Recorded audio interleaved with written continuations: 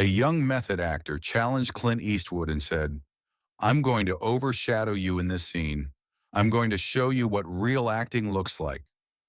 The entire set was watching, waiting for these two men to face off. Clint said nothing. He just looked. And then when the camera started rolling, he did something in a single take that made the young actor's expression freeze. And from that moment on, he never said another word to Clint.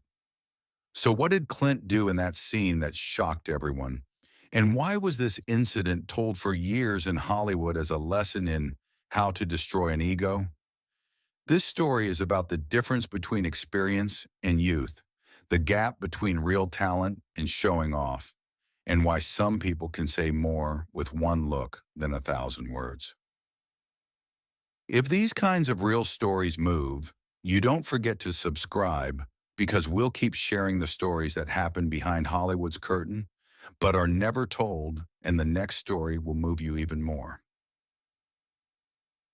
In the summer of 1988, at Warner Brothers Studios, Clint Eastwood was shooting a new film. The film was The Dead Pool, the fifth installment of the Dirty Harry series, and Clint was both director and lead actor. Clint was 58 years old at the time and had a career spanning over 30 years in Hollywood. He'd made dozens of films, earned millions, become a face recognized worldwide, but he still came to set early every day and did his job quietly. The Dead Pool was an important production because the Dirty Harry character was one of the most iconic characters in American cinema history, and fans were eagerly awaiting the new film.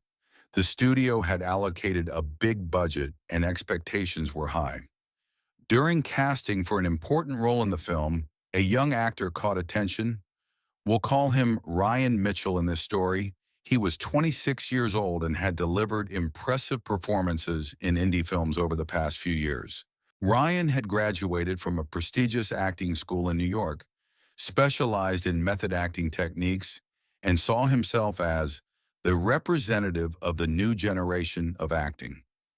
Method acting is an intense technique that requires the actor to completely merge with the character. Some actors prepare for months for roles, live the character's life, don't break character even between takes. Ryan had adopted this technique almost like a religion and talked about it at every opportunity. In interviews, he'd say, "Real acting is method. Everything else is just pretending." When the casting director suggested Ryan to Clint, there were some concerns. "He's talented, but he has a reputation for being difficult, very method, very self-assured," she'd said. But Ryan's performance in his last film was truly impressive, and Clint decided to give him a chance. When Ryan signed the contract, he turned to his agency and said, "This is my big opportunity. I'm going to be in the same scene as Clint Eastwood, and I'm going to show him what real acting is." His agent warned him, "Be careful, Ryan. Clint is very experienced and expects professionalism on his set."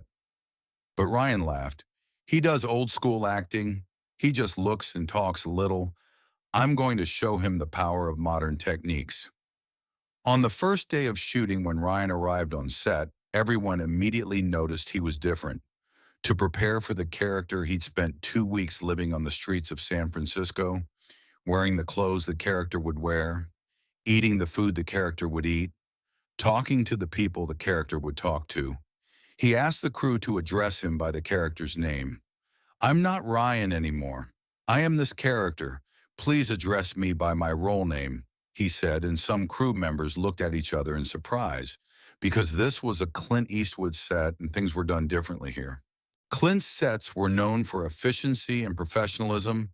Actors came prepared. Scenes were usually completed in 1 or 2 takes. There was no unnecessary drama. Everyone did their job and went home.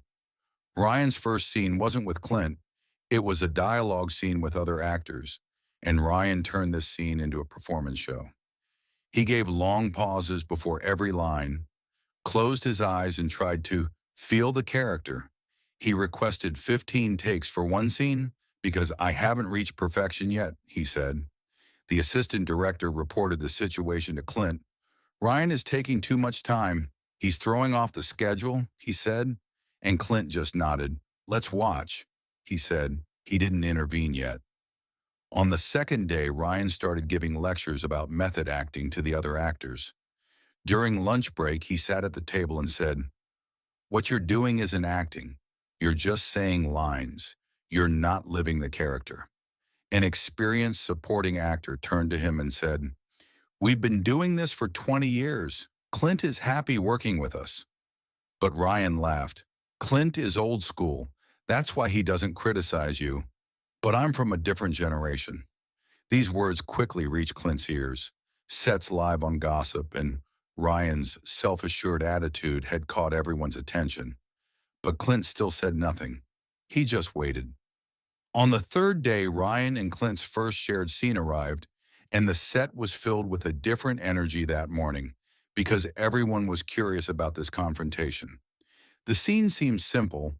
Ryan's character was going to give information to Clint's character, Harry Callahan, a 2-minute dialogue, a standard scene. But for Ryan, this was an opportunity.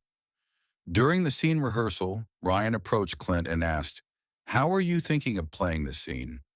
When addressing Clint, he'd said "you" informally. On sets, directors were usually addressed more formally. Clint looked at him with that famous cold stare. "As I planned," he said, and didn't add anything else. Ryan didn't give up. "I've prepared a lot for this scene. I've deeply researched my character's inner world. We really need to feel the emotional intensity of this scene," he said. Clint was silent for a moment, then said, "Okay," and walked to the director's chair. Ryan turned to the people around him and smiled, as if he'd won a victory. "You see, Clint understands too. This scene is going to be special," he said. But there was something Ryan didn't understand. Clint saying, "Okay," didn't mean he accepted his ideas. Clint had just ended the conversation because he didn't waste time on unnecessary arguments. The camera was set up, lights were adjusted, and everyone took their positions. Ryan was taking deep breaths, trying to get into character. His eyes were closed, his lips were moving. Some crew members watched curiously. Clint, meanwhile, calmly walked to his mark. There was no expression on his face, no preparation rituals, no deep breaths. He was just standing there as Harry Callahan. When action was called, Ryan began his performance, and he really did try to do something impressive. He made his voice tremble, blinked his eyes, used his hands, worked his facial muscles, made a tonal change on every line, displayed all the method techniques. But then came Clint's line, and Clint just looked. He didn't do anything. No hand gestures, no voice changes, no facial expression changes, just that famous Eastwood stare. Calm, cold, piercing. And something happened. All of Ryan's performance suddenly hung in the void. All those hand gestures, voice trembles, facial expressions. Next to Clint's silent presence was like a black hole sucking up all the energy. Ryan said his line, but his voice sounded different now. It wasn't confident. He seemed to have shrunk under Clint's gaze. The scene continued and Ryan acted more and more. But the more he acted, the more artificial he looked. When cut was called, the set was silent. Nobody was talking. Everyone was trying to understand what had just happened. Ryan was soaked in sweat. "Let's do another take. I haven't quite nailed it yet," he said, and Clint nodded. "Okay," he said. On the second take, Ryan gave even more intense, more dramatic, more method. But the result was the same. Next to Clint, all this effort looked like nothing but showing off. Third take, fourth take. Ryan tried something different each time, but each time hit the same wall. Clint was doing nothing and doing everything. After the fifth take, Clint stood up and walked to the monitor, watched the takes. Ryan came to his side and waited excitedly. When they watched the scene on the monitor, Ryan's face fell because what he saw on screen wasn't what he'd imagined, and this difference shook him deeply. Ryan was acting too much on screen. Every movement looked exaggerated. Every voice change seemed artificial. It was like he was screaming, "Look how talented I am." But nobody was listening because Clint was there. Clint was like a magnet on screen. He said everything without doing anything. His eyes expressed more than 1,000 words. His silence told more than all of Ryan's noise. Everyone watching was thinking the same thing. Ryan's lips were trembling as he watched the scenes. His face was flushed. There was an expression of mixed shame and disappointment in his eyes. The assistant director said years later when describing this moment, "I saw something crumbling in Ryan at that monitor. The ego walls were cracking. Ryan wanted to say something, but the words wouldn't come. Clint turned to him and spoke directly for the first time. The camera sees everything," Clint said, his voice calm and instructive. "You're not in front of a stage. You're in front of a camera. Theatrical techniques don't work here. The less you do, the more you convey." Ryan swallowed. "But method acting," he began. "Method is a good tool," Clint said, "but the tool isn't the result. You can use method to prepare, but in front of the camera you need to live, not act. The audience sees acting, feels living." The set was silent. Everyone was watching this moment. Something that couldn't be taught to the young method actor in years was being taught in a few sentences. That night, Ryan thought for hours in his hotel room. The images he'd seen on the monitor wouldn't leave his head. All those years of techniques he'd learned, all that method training, and then Clint doing everything by doing nothing. The next day, Ryan came to set like a different person. He was quiet, humble. He wasn't lecturing anyone anymore. He wasn't talking about method anymore. He went to Clint and said, "I thought a lot last night. You were right. I have a lot to learn." Clint nodded. "Being open to learning is the most important talent," he said, and for the first time showed Ryan a slight smile. From that day on, Ryan completely changed. He acted less in scenes and became more. He watched Clint, studied his techniques, asked questions, but now they were respectful questions. Throughout the film's shooting, Clint mentored Ryan. A bond of respect formed between them. Years later, Ryan would refer to this experience in interviews as the turning point of my career. "In that scene, Clint taught me something," Ryan said years later. "Acting isn't about getting attention. It's about telling a story. I was trying to get attention. Clint was telling the story. The difference was like oceans." Ryan went on to have a long career. He never became a superstar, but as a respected character actor, he appeared in dozens of films. Directors loved him because he came prepared, was professional, and most importantly, had no ego problem. In every interview, he talked about Clint Eastwood, "the man who taught me acting." He said, "Before that scene, I thought I was the most talented actor in the world. After that scene, I understood I was a student." Once in an interview with an acting magazine, he described that day in detail. "When I watched myself on the monitor, my world collapsed." He said, "All those techniques, all that preparation, on screen, it just looked like showing off. But Clint was just standing there and filling the screen, doing everything by doing nothing." "I cried in my hotel room that night," Ryan confessed. "It wasn't ego pain. It was enlightenment pain. I'd realized I'd been going the wrong way for years, and that was painful, but also liberating." Ryan's honest confessions became legendary among young actors. They were cited as examples in acting schools. "Look, this is how to understand using method correctly," they said. Clint never told this story. In no interview did he mention teaching a lesson to a young actor. This was his style, doing instead of talking, showing instead of telling. But the set workers told this story for years.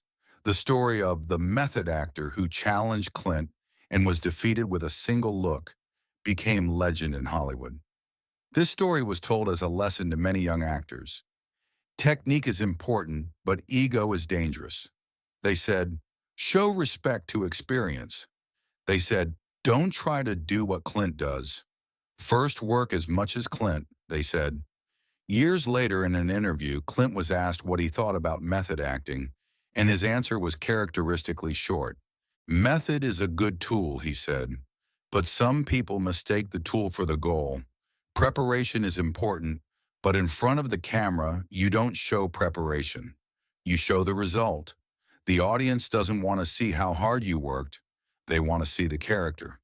So what's your technique? The interviewer asked. Clint laughed. I wake up in the morning, go to work, do my job, go home. That's it. I've been doing the same thing for 40 years. This simplicity was Clint's power. No ego, no showing off. Just work, just results, and the results always spoke. In that scene in 1988, Clint had done nothing but had done everything. He'd popped a young actor's ego balloon, shown him what real acting was, and shaped a career. With a single look, a single scene, a single lesson. This incident was told as a lesson in Hollywood for years, and every time it was told, a new detail was added, but the essence always remained the same.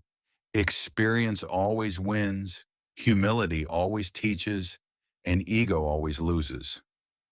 Ryan's story had a happy ending because he chose to learn the lesson. He fought his ego and won. But there were dozens of actors in Hollywood who refused to learn this lesson, and most of them are now among forgotten names. Clint Eastwood continued making films into his 90s and used the same technique in every film: talk little, express much, put work instead of ego, put results instead of showing off. And every young actor wanted to work with him because everyone knew that sharing a scene with Clint was more valuable education than a year at acting school. Because sometimes the most powerful performance is doing nothing. Sometimes the most effective lesson is a single sentence. Sometimes the best teacher is the teacher who never speaks. And sometimes the old wolf teaches the young wolves how to hunt just by standing there. That 1988 set, that confrontation between the method actor and the legend, was one of the most valuable lessons in Hollywood history. And this lesson is still valid, still instructive, still powerful. If this story of experience and humility moved you, subscribe and share it. Because true mastery isn't showing off. It's not needing to show off. Have you ever learned a lesson from someone you didn't expect? Share your story in the comments.